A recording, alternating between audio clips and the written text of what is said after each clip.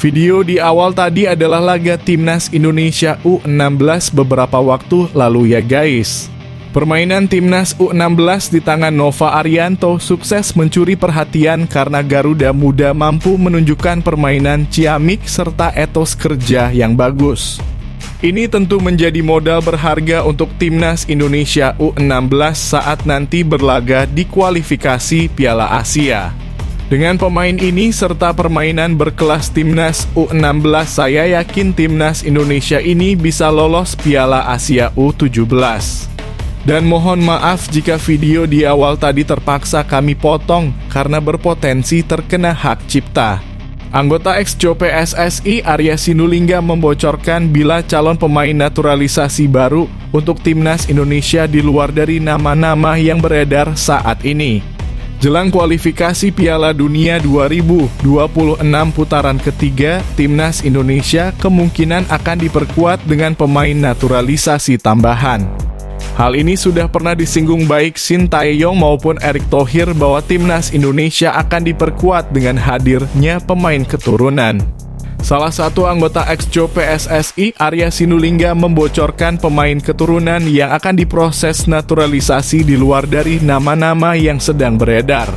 Hal ini dikatakan Arya di channel YouTube pribadinya dalam program podcast bebas yang tayang pada Kamis 1 Agustus 2024.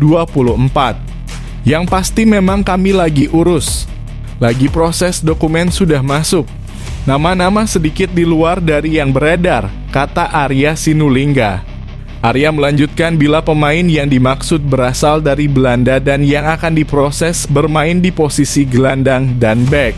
Ya dari sanalah Belanda, kata Arya.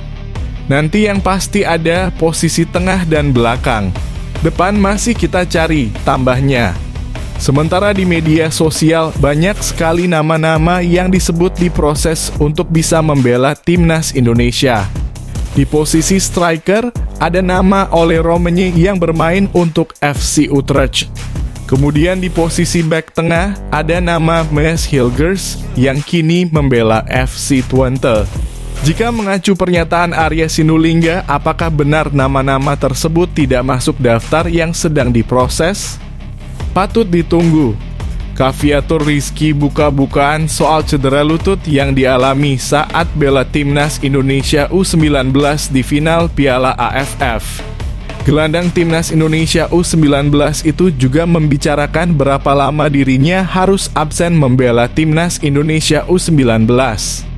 Diketahui Caviatur tampil sangat impresif bersama Timnas Indonesia U19 di Piala AFF. Pemain berusia 18 tahun ini benar-benar membuat lini tengah skuad Garuda Nusantara hidup. Eksekusi bola matinya bahkan benar-benar sangat mematikan. Tercatat Caviatur sukses mengemas 4 assist dan 1 gol untuk Timnas Indonesia U19 di Piala AFF U19.